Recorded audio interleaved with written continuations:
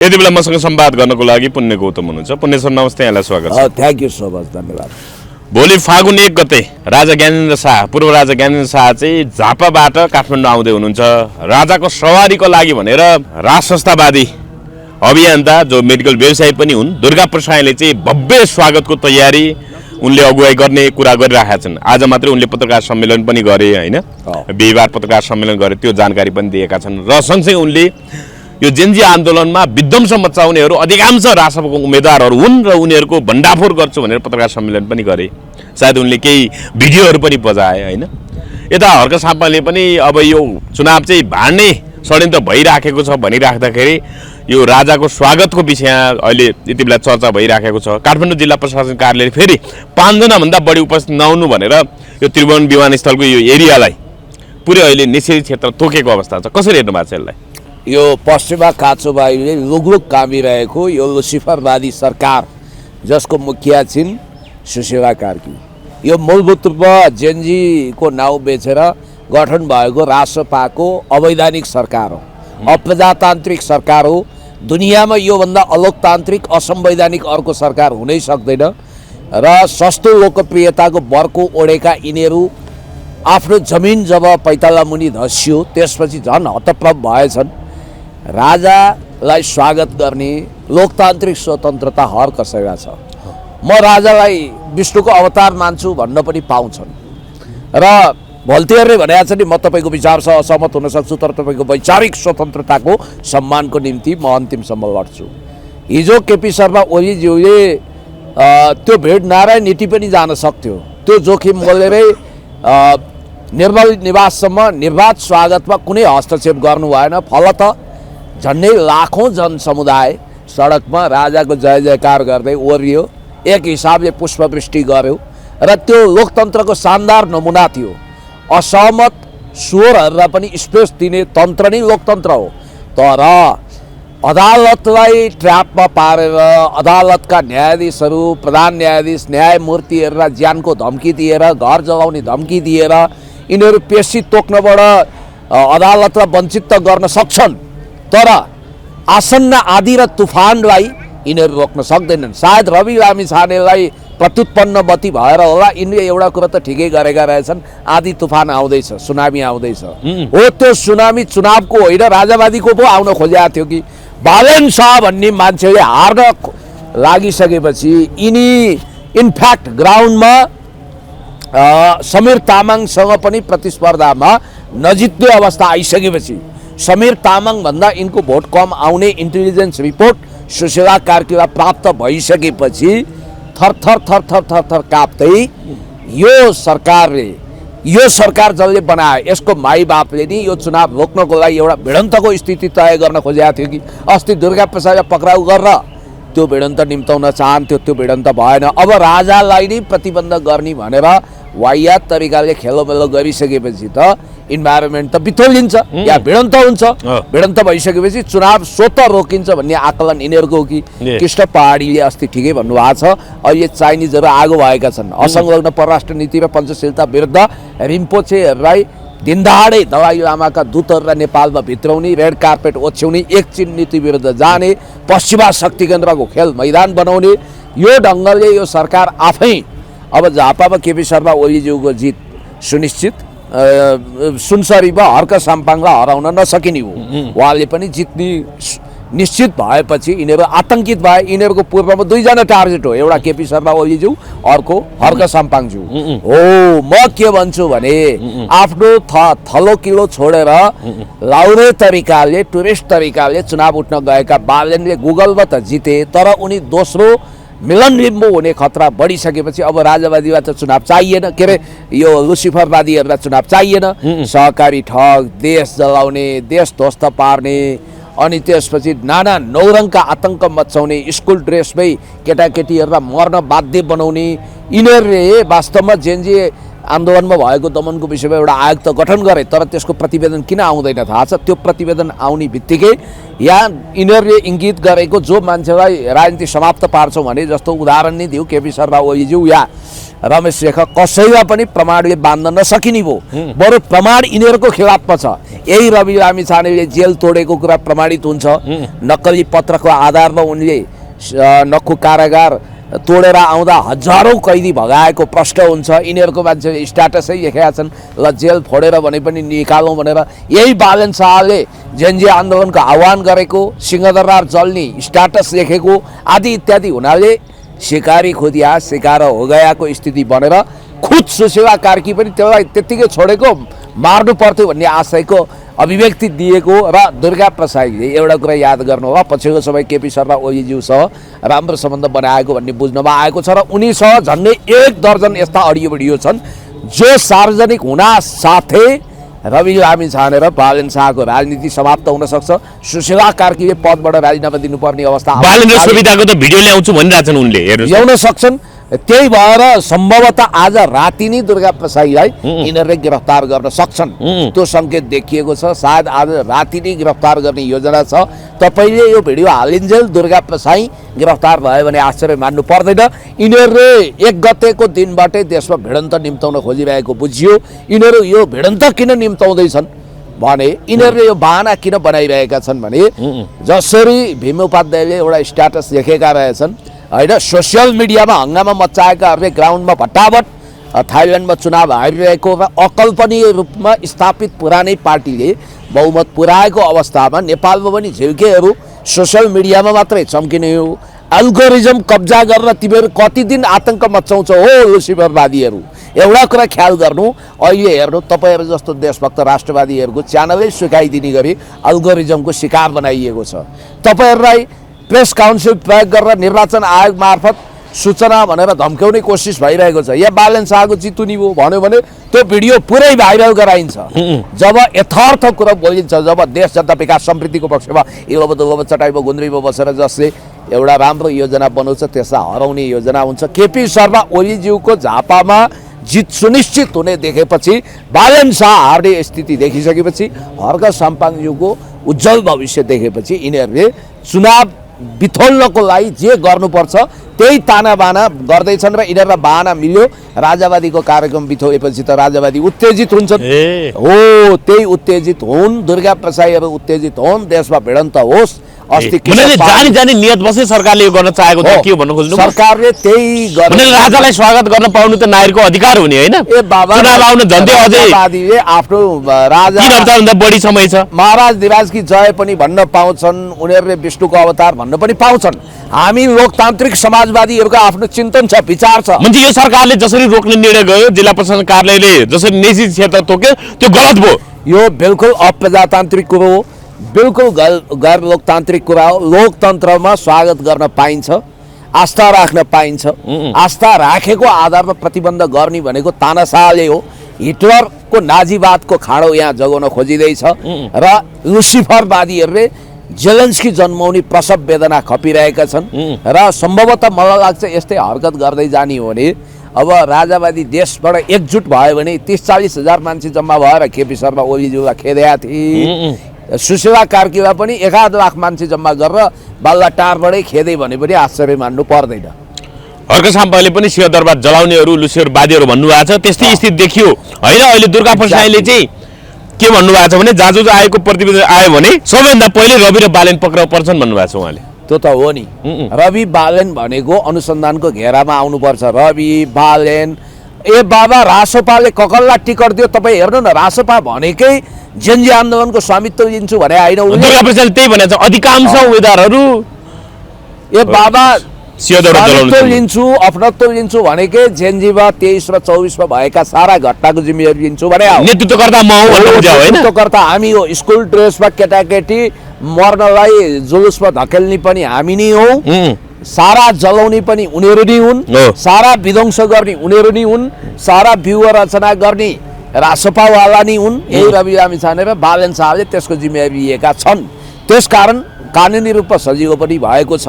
र सम्भवतः दुर्गाले अरू अडियोहरू सार्वजनिक गर्लान्, भिडियो सार्वजनिक गर्लान्, किनभने दुर्गा एक्लो छैनन्। दुर्गाको पछाडि काङ्ग्रेसको तागत होला, एमालेहरूले पनि दुर्गालाई काँधमा बोक्न सक्छन् अहिले, किनभने त्यो अवस्था देखिएको छ। र वास्तवमा भन्ने हो भने दुर्गाले कुनै कुरा लुकाएका छैनन्। र खबरदार दुर्गा प्रसाईलाई पेलबाल जेलजाल ठेलठाल नगरोस्। दुर्गा प्रसाईलाई समायो भने नि मलाई लाग्छ यो सरकार 7 दिनभित्र ढल्छ अहिलेको अवस्थामा। त्यो अवस्था आइसक्यो र दुर्गालाई पक्राउ पर्नु भने यो सरकार ढल्नु हो। अब यो त्यसो भए सरकार ढल्नु हो त्यस्तो देखियो, किनभने भिडन्तको स्थिति निम्ता नि त राजावादी पनि त 2-4 लाख छन् नि त यहाँ। 2-4 लाख राजावादीहरू सक्रिय रूपमा सडकमा आयो भने सुशीला कार्की कहाँ जाने, रवि लामिछाने कहाँ जाने? हो यही रवि लामिछाने र बालन शाहले नि यो अवस्था बनाएका हुन्। यो प्रतिबन्ध लगाउनु पर्छ भनेर प्रशासन प्रयोग गरेका हुन्। उनीहरूकै सरकार हो। उनीहरू किन यति आतंकित भएका छन्? ए बाबा दुर्गा प्रसाद होइन, निर्वाचन आयो नि त, निर्वाचन अब 3 हप्ता जान्छ। त्यही भएर निर्वाचन आचार संहिता लागू भएको परिप्रेक्ष्यमा अब यस्तो कार्यक्रम गर्न पाइँदैन भनेर जिल्ला प्रशासन कार्यालय काठमाडौँले विज्ञप्ति जारी गरेर रोक लगाएको छ। कसै भन्यो यो चुनावी अभियान हो र? होइन नि त, यो त गलत परिभाषा होइन। एउटा कुरा के भने उनीहरू एयरपोर्ट जाउन्, स्वागत गरून्, हजारौँ छन् भने हजारौँ, लाखौँ छन् भने लाखौँ, तिनीहरूले स्वागत गर्दै जय जयकार गर्दै ब्यान्ड बजाएर शिवपाज महाराज दिराज कि जय भन्दै जाउन्। नारायण हिटी पस्न लागेकै जस्तो किन गरेको यिनीहरूले? यो नारायण हिटी पस्ने योजना छ भने त भन्नु पर्यो होइन? ल सरकार तात्न स्वाभाविक हो। यिनीहरूको उद्देश्य भनेकै राजावादीलाई उत्तेजनामा ल्याएर, भिडन्तमा ल्याएर देशमा एकदम अस्थिरता फैलाउने हो। अब अर्को कुरो के भने रवि लामिछानेको विषयमा पब्लिकमै आएछ त सबै कुरो हो। म तपाईँलाई एउटा भिडियो पनि देखाइदिन चाहन्छु। यहाँ पब्लिकले सोधिरहेछन् त देशको नागरिकता त्याग्नेलाई स्वागत गर्न सकिँदैन भनेर। स्पष्टै भइसकेको छ सबै कुरो। देशको नागरिकता छोडेर गएको मान्छे फेरि देशमा आएपछि उसलाई प्रधानमन्त्री दिन मिल्छ? पहिले गएको बुढीलाई घरमा आएपछि फेरि श्री सम्पत्ति सुम्पिन मिल्छ कि मिल्दैन? यति भन्नु मिल्छ कि मिल्दैन? पहिले गएको बुढीलाई तपाईँ आफ्नो श्री सम्पत्ति सुम्पिनुहुन्छ, माया लाग्छ, तपाईँले स्वर्ण दिनुहुन्छ, ठिक छ, सम्पत्ति सबै उसको नाममा गर्नुहुन्छ, यति भन्नु ल। गर्नुहुन्छ यति मात्र भन्नु, नजर हिँड्दै बराबरी भने बराबरी, सत्य कुरा सत्य कुरा। तर एउटा कुरो चाहिँ जनकजी के स्पष्ट छ भने नि चुनाव गरेर देशलाई पुरै पश्चिमाको खेल मैदान बनाउने, चाइना विरोधी गतिविधि यहाँ गर्ने योजना छ भनेर त कृष्ण पहाडीले भनेका छन्। किनभने तिब्बती धर्मशालाबाट आएका रिम्पोछेहरूलाई यहाँ रेड कार्पेट लगाएर स्वागत गरिएको छ। होइन, अहिले त इन्डो पेसिफिकको कमान्डको कमान्डर पनि कमान्डरै आए हेर्नुहोस् त के भइरहेको छ। एमसीसी लागू गर्न कडाइका साथ। होइन देश त सिद्धिसक्यो नि, देशलाई त पुरै तपाईँको पश्चिमा खेल मैदान बनाइसकियो। अर्को युगोस्लाभिया वा युक्रेन जस्तो बनाइसकियो। देशभक्तहरूलाई कत्लेआम गर्ने योजना छ। यदि उनीहरूको अनुकूलको सरकार बन्ने र रवि बालनहरूको वर्चस्व हुने भने तपाईँ हाम्रा यी क्यामेराहरूमाथि सबै नियन्त्रण हुन्छन्। यहाँ ठुलो प्रतिबन्ध लाग्छ, ठुलो हिंसा हुन्छ, ठुलो अपराध हुन्छ, देशभक्तहरूको कत्लेआम हुनसक्छ, हजारौँ मान्छे थुनिन सक्छन् र झुटा मुद्दा लगाइन सक्छन्। देश एउटा पुलिस स्टेट जस्तो बन्न सक्छ, क्रिमिनल स्टेट बन्न सक्छ। त्यही भएर मैले भन्न खोजेको के हो भने अहिले खतरनाक स्थिति कसले ल्यायो? हर्क साम्पाङज्यूले त अस्ति ठिकै भन्नुभएको थियो कि जेनजी मोभमेन्टमा अपराध गर्नेहरू, मर्न र मार्न प्रेरित गर्नेहरू, भ्रष्टाचारीहरूलाई संरक्षण गर्ने यही सरकार हो। उनीहरूकै सरकारले चाहिँ यहाँ नाटक अनेक भएको छ। एउटा कुरो जसले राजकोट हस्पिटल बनाउँदा 22 करोड रुपियाँ उठाएर जम्मा 12-13 करोड खर्च गरेर बाँकी पैसा झ्वाम गर्यो, जसले आफ्नै सहकर्मीलाई आत्महत्या गर्न विवश तुल्यायो, जसले कोरोना कालमा हस्पिटल सञ्चालन गर्ने भनेर करोडौँ रुपियाँ उठाएर रवि लामिछाने फाउन्डेसनको नाउँमा, त्यसको हिसाब किताब छैन। त्यो मान्छेले भ्रष्टाचार अन्त्य गर्छु भनेर हुन्छ? जो मान्छे आर्थिक रूपमा भ्रष्टाचारी छ, जो राष्ट्रियताको मामिलामा भ्रष्टाचारी छ, आफ्नो देशको नागरिकता त्याग्ने, जो अपराध गरिरहेको छ, जेल तोडेर गैर कानुनी रूपमा बाहिर आउने हो, त्यस्तो रवि लामिछाने बालन शाहहरूले चलाएको देश कस्तो होला तपाईँ कल्पनै गर्न सक्नुहुन्छ। आज पनि रवि लामिछाने हेर्नु त अब कास्की जिल्ला अदालतमा पुगेर तारेक धाइरहेछन्, तारेक धाउनु परिरहेछ उनी हेर्नुस् हो। त्यही भएर म के भन्छु भने यो घोर कलियुगको अन्त्य हुनुपर्छ। अब एउटा कुरा चाहिँ तय हुने हो, या त देशभक्तहरूको हातमा सत्ता हुनेछ, सरकार हुनेछ, या त राष्ट्रघातीहरूले देशलाई सिनो गिद्धले लुछे जस्तै लुछ्रेछन्। आम्ने सामने भएको अवस्था छ। अब फाइट टु फिनिसमा जान्छ। सम्भवतः मलाई लाग्छ यिनीहरूले आफै बालुवाटार छोड्न र चुनाव नगराउनको लागि राजावादीहरूलाई उत्तेजित गरिरहेका छन् र एउटा कुरो त तय छ, राजावादीहरू सङ्गठित भएर करिब करिब 1 लाख मान्छे अथवा 50,000 प्लस मान्छेहरू बालुवाटार गयो भने खेल खत्तम हुन्छ।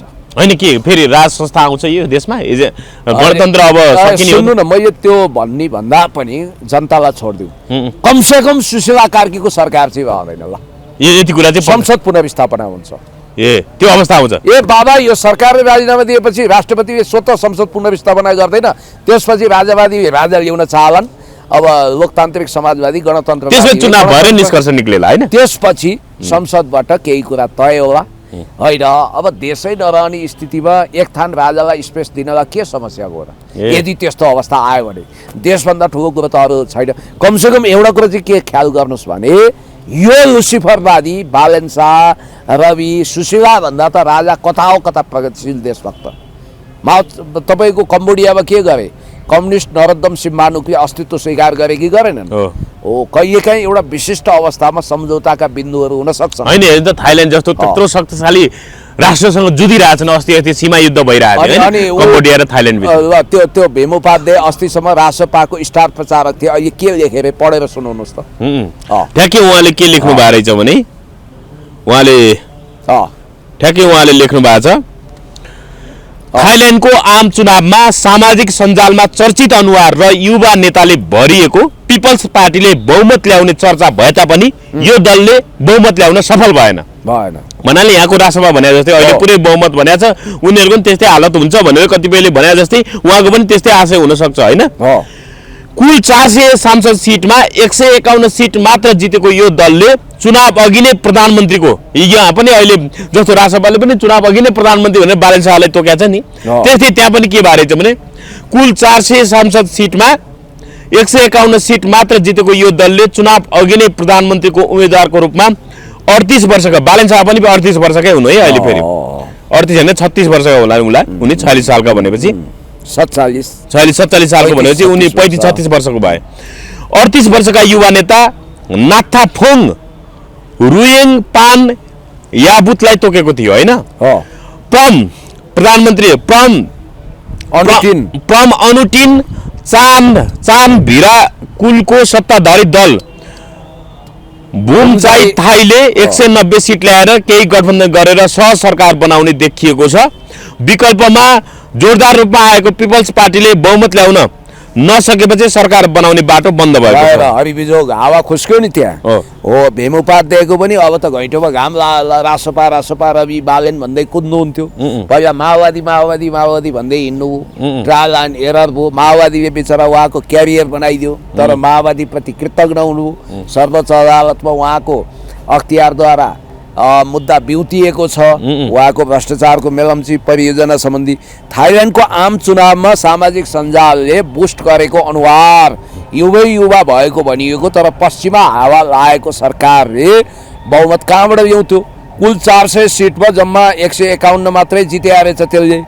बरु अब 38 वर्षको युवा नेता नाथ्याफोङ यो त हेरै भए बालेन शाह जस्तै उनको पनि हावा खुस्किएको देखियो। बालेन शाहको पनि त्यस्तै अभिगत हो। प्रधानमन्त्री अनुटिनको सत्तारूढ दल अब भूमजाई थाईले 180 सिट ल्याइदियो भनेपछि अलि पुग्दैन, त्यो गठबन्धन गरेर उनीहरूले सरकार बनाउँछन्। हो, नेपालमा पनि गुगलमा सामाजिक सञ्जालमा मिलन लिम्बूले जितिसकेका थिए, भरे गएर नेकपा एमालेका सुवाङ नेमाङले जिते। अहिले तपाईँलाई थाहा छ धरानमा पनि सामाजिक सञ्जालमा त त्यो रासपालाई जिताइसकेछन्, तर त्यस्तो हुनेवाला छैन। केपी शर्मा ओलीज्यूले झापामा हार्न सक्नुहुन्न, त्यहाँका जनताले हराउँदैनन्। उपविजेताको भविष्यको लागि विजेता हुने गरी उपविजेताको महान इतिहास रचना गर्दै हुनुहुन्छ समीर तामाङले। तेस्रो पोजिसनको लागि लड्दैछन् बालेन। र यता रुकुमपुरमा पनि प्रचण्डले जित्नुहुन्छ सहजै होइन? रुकुमपुरमा पनि प्रचण्डले सहजै। प्रचण्ड त अब त्यो गढवे आधार इलाकामा उठ्नु भएको छ, प्रचण्ड सेफ जोनमा हुनुहुन्छ। अब रेणुले चितवनमा नजित्ने, प्रचण्डले रुकुममा नजित्ने भन्ने मलाई लाग्दैन। अहिले हेर्दा टक्कर त एमालेसँगै होला, जनार्दनसँग होला, यता एमालेसँग होला, उता हेर्नु अनावश्यक रूपमा सुविधा टक्करको उम्मेदवार बनाएर ब्रान्डिङ गरिएकी छिन् चितवनमा। यथार्थ ग्राउन्ड रियालिटी फरक छ। या त त्यहाँ एमालेको असाध्यै परिपक्व दृढ नेतृत्व टक्करमा आउनेछन् रेणुको। हजुर। अब दुई मध्ये एकले जित्नेछन्। रेणु अलिकति कामले आफूलाई प्रमाणित गरेको भनेर हाई भएकी छिन्। उता रुकुममा त प्रचण्डजी शक्तिशाली नै हुनुहुन्छ। त्यहाँ जनार्दन शर्मालाई एमाले सपोर्ट गरेको भनिएको छ। अब होइन सरी अर्को एउटा उम्मेदवार हुनुहुन्छ प्रचण्डको उसमा। सम्भवतः यस्तो हुनसक्छ। होइन त्यहाँ गठबन्धन भएको थियो तर त्यहाँ गठबन्धन तोडिएको भन्ने कुराहरू नै आइरहेको थियो तर अहिले सायद तोडिन्छ। तर अब यस्तो हो प्रचण्ड त्यो ठाउँ बलिए नै हुनुहुन्छ होला। पार्टीगत रूपमा हामीले दलीय आवरणबाट मात्रै नहेरौँ होइन। त्यहाँ प्रचण्ड बलिए उम्मेदवारै उहाँले जित्नुहुन्छ होइन। जसरी केपी शर्मा ओलीज्यू झापामा बलिए उम्मेदवार हो। ए बाबा एउटा कुरो म तपाईँलाई भन्छु बरु यिनीहरूलाई चाहिँ गाह्रो छ। अहिले चितवनमा रविले सोचे जस्तो स्थिति छैन। तपाईँले यति कुरा ख्याल राख्नुहोस्। मान्छेले प्रश्न राख्न थालिसके। तपाईँले देशको नागरिकता त्याग्नुभयो भ्रष्टाचारको कुरा गरेर हुन्छ। अनि क्यारिमको सम्बन्धमा एउटा भिडियो पनि आयो। एकदमै चुत्था 2 जना 4 जनाले खेल्छन् 8-10 जना अर्का बेरोजगार र लम्पटहरूले हेर्छन्। त्यो गेमलाई क्यारम भनिन्छ भनेर आयो रवि लामिछानेलाई ट्रोल गर्दै। भन्नासाथ यहाँ त के भइदियो भने सत्य कुरो बोल्यो कि हेर्नुहोस् है निर्वाचन आयोगले एकदम टेलिस्कोप राखेर बसाएर रहेछ। निर्वाचन आयोगको माध्यमद्वारा प्रेस काउन्सिलले झड्का दिइहाल्छ तपाईँहरूलाई। सत्य कुरो त यहाँ बोल्नै नहुने भयो। सत्य बिजाउने भयो। तर यथार्थ कुरा के हो भने दुर्गा प्रसाईलाई यदि यो सरकारले गिरफ्तार गर्यो भने म दुर्गाको प्रवक्ता होइन। स्थिति के देखिन्छ भने यो देशमा पहिला जसरी भड्कियो त्यसै गरी अवस्था भड्किन सक्छ। खबरदार राजालाई आफ्नो निर्बाध रूपमा एयरपोर्टमा आउने भक्तजन उहाँका फ्यान फलोवर्सहरू उहाँका शुभचिन्तकले जय जयकार गर्ने त्यो मौका दिलाइयोस्। भोल्तीहरूले भनेका छन् नि त्यसैले म तपाईँको विचारसँग सहमत हुन सक्छु तर तपाईँको वैचारिक स्वतन्त्रताको सम्मानको निम्ति अन्तिम सम्म लड्छु। यिनीहरू केपी शर्मा ओलीज्यूलाई अप्रजातान्त्रिक भन्थे होइन। यिनीहरूभन्दा अप्रजातान्त्रिक को छन् अहिले? यिनीहरूको अहिले त यस्तो अवस्था छ तपाईँका भिडियोहरू तपाईँका च्यानलमाथि एट्याक छ। यिनीहरूले अलिकति मात्रै अनुकूल अवस्था पाए यिनीहरूले जिते अथवा यिनीहरू सत्तामा पुगे भने यहाँ स्वतन्त्रतापूर्वक मान्छेले बाँच्न पाउँदैनन्। देशको स्वाधीनता गुम्छ। ठगहरू सिंहदरबार जलाउने सर्वोच्च अदालत जलाउने जेएनजी मुभमेन्टको नाममा घुसपैठ गरेका अपराधीहरू समाजमा सबभन्दा अस्वीकृत भएका दलालहरू भ्रष्टहरू अपराधी विदेशी दलाल दोहोरो नागरिकता ल्याउने कोहराका भालेदेखि बाख्राका पाठालाई भोट माग्ने स्ट्याचुसँग भोट माग्ने अनि त्यही सुदन गुरुङले भने होइन मेरा केटा अब यति ऊ भइसके यो गरेँ अब म सिद्ध्याइदिन्छु भनेर यस प्रकारले न्यायालय प्रशासन सबैमाथि कब्जा जमाएका आतंकित बनाएका यी तत्त्वहरूलाई चुनावमा भोट होइन चोट दिनुपर्छ। यदि चुनाव भयो भने हिजो पेशी तोकिँदै थियो धम्काएर तोक्न दिएनन् भन्ने कुरा आएको छ।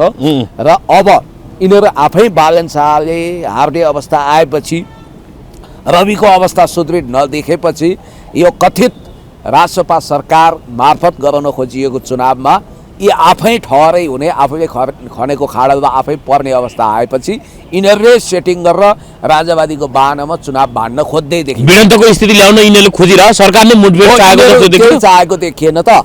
अब राजावादीको उद्देश्य भने त चुनाव बिथोल्ने थिएन होला नि त। उनीहरू त बुथ कब्जा गर्न आएका होइनन्। फेरि अहिले चुनाव पनि हुँदै छैन अहिले लामै समय बाँकी छ भन्ने बित्तिकै अहिले राजावादीहरूको कार्यक्रम बिथोल्नुको अर्थ के हो स्पष्ट छ होइन। उहाँहरू त जिल्ला प्रशासन कार्यालयको त्यो सूचनालाई हामी मान्दैनौँ हामी जसरी पनि जान्छौँ भनिसकेका दुर्गा प्रसाई राजेन्द्र लिङ्गदेन लगायत 1-8 दर्जन मान्छे पक्राउ गर्छन्। त्यसपछि यहाँ आन्दोलन हुन्छ भन्ने उनीहरूलाई थाहा छ। यहाँ राजावादीहरूले भितण्डा गर्छन् भन्ने थाहा छ। त्यही बाहनामा अनि त्यसपछि भिडन्त निम्ताएर देशमा अस्थिरता कायम गर्ने र अनि चुनावबाट भाग्ने यिनीहरूको प्रपञ्च हुनसक्छ। हजुर। राष्ट्रिय स्वतन्त्र पार्टीका नेता प्रणय शमशेर राणाले पार्टी परित्याग गरेको घोषणा गरेका छन् होइन। कसरी हेर्नु भएको छ?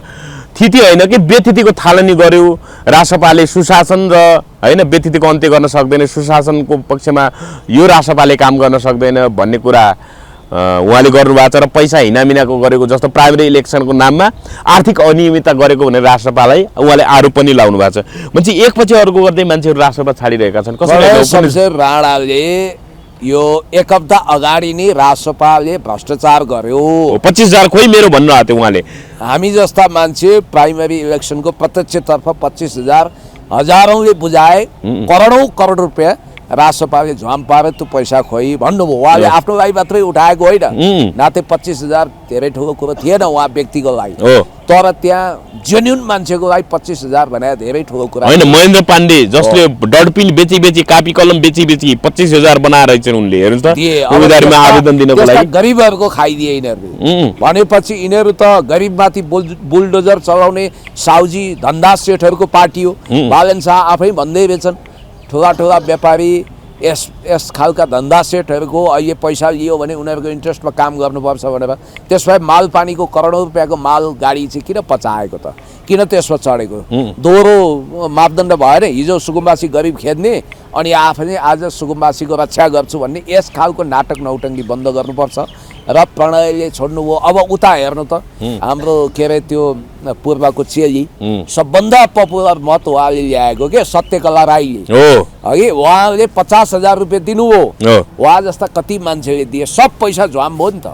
आखिर यिनीहरूको प्रपञ्च त देखियो। त्यो भएको हुनाले यिनीहरू वास्तवमा लोकतान्त्रिक होइनन्, पपुलिजमको आवरणमा आएका लुतो कनाइ गर्दै आएर समाजलाई अस्थिरताको भड्कारोमा लाने, विदेशी खेल मैदान बनाउने, को हुने व्लादिमिर जेलेन्स्की प्रतिस्पर्धा गर्ने र त्यसपछि जसरी यिनीहरूले राष्ट्रलाई तबाह बनाएका छन् हो त्यही तबाह बनाउने फर्मुला लागू गर्ने यी अपराधिक चिन्तन बोकेका मान्छेहरूबाट देशले मुक्ति पाउनुपर्छ। यिनीहरूले धेरै सताए। अब त्यति मात्रै होइन, एकजना के कुँवर भन्ने डाक्टर कुँवरले त पश्चिममा उहाँ इलेक्सन लड्न चाहनुहुन्थ्यो, उहाँले पनि पार्टी छोडिदिनु। बहादुर कुँवर भन्ने धेरै मान्छेहरूले छोडेका छन्, कोही घोषणा गरेर छोडेका छन्, कोही घोषणा नगरिकन। के भने चाहिँ राष्ट्रसभामा एकपछि अर्को गर्दै राष्ट्रभित्रको व्यथिति के विकृति के छ भन्ने कुरा थाहा पाएरै मान्छेहरू अब बाहिरिएका हुन् कि सस्तो प्रचारका लागि बाहिरिएका हुन् कि टिकट नपाएर बाहिरिएका हुन् कि के हुन् पुनः? अब हेर्नु, पुरानो स्थापित परम्परागत पार्टीमा नेकपा एमाले अग्रस्थानमा छ, त्यसपछि काङ्ग्रेस छ, माओवादी छँदैछन्, नेकपा छँदैछ। अनि विकल्पमा आएको भनिएको नयाँ भने त एक मात्र हर्क साम्पाङको पार्टी रहेछ नि त, उहाँहरू मात्रै रहेछ नि त। राष्ट्रसभा नयाँ होइन तरिका, यो त पुरानो बोतलको पुरानै रक्सी नयाँ स्टिकर टाँसिएको।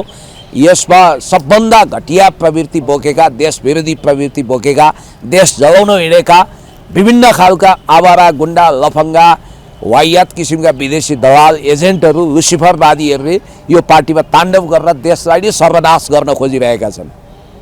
के हुन्छ अब यो देशमा? अब निर्वाचन हुन्छ। अब एउटा कुरो पक्का हो, भोलिबाट थाहा हुन्छ।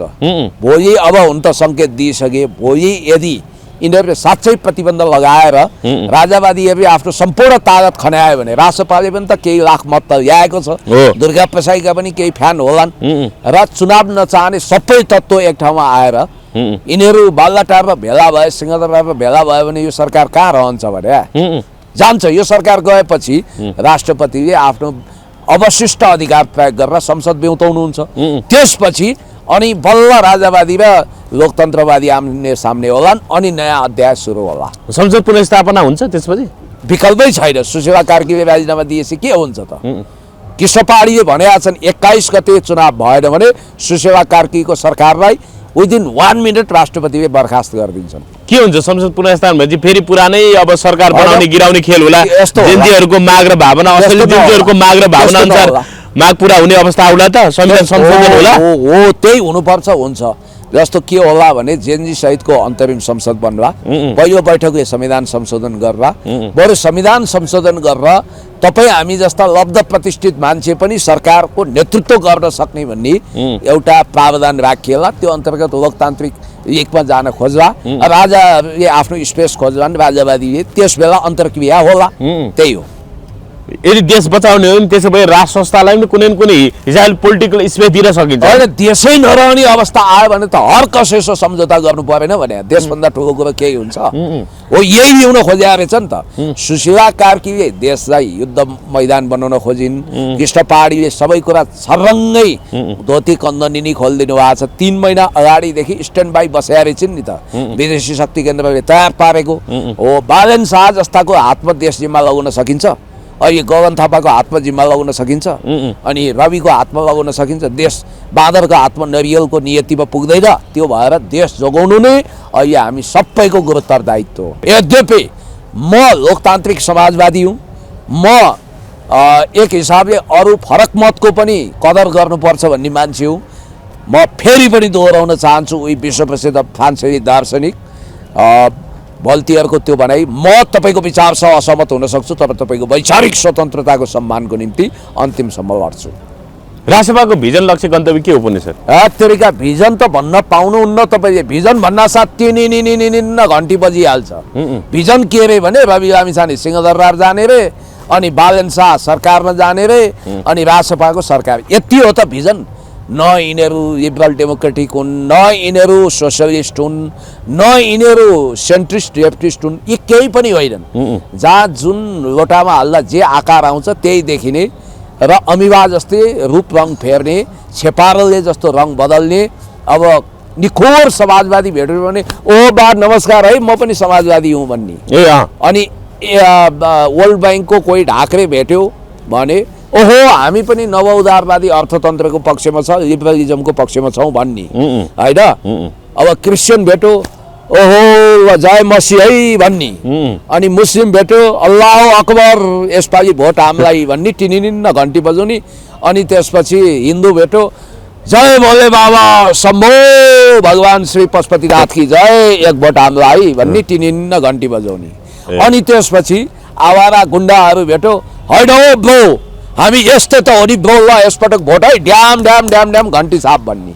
अनि त्यसपछि अलिकति विद्वान भेट्यो हजुर तपाईँ जस्तो महान भद्र पुरुषको एक मतको हामीले अपेक्षा गरेका छौँ भन्ने हो। जहाँ जे भेट्यो त्यही अनुसार अभिनय गर्ने हुनाले यो पार्टी भनेको विशुद्ध देश लुट्न र विशुद्ध देश पतन गर्न आएको यो पार्टीदेखि हमेसा सावधान हुनुपर्छ। रासोपा हो कि यो राठपा हो, राष्ट्रिय ठग पार्टी हो। अब जनताले बुझ्नुपर्छ। ताक परे तिवारी नत्र गोतामे जस्तो व्यवहार देखाउने हो। म गौतम हुँ तर म उखान अनुरूप छैन।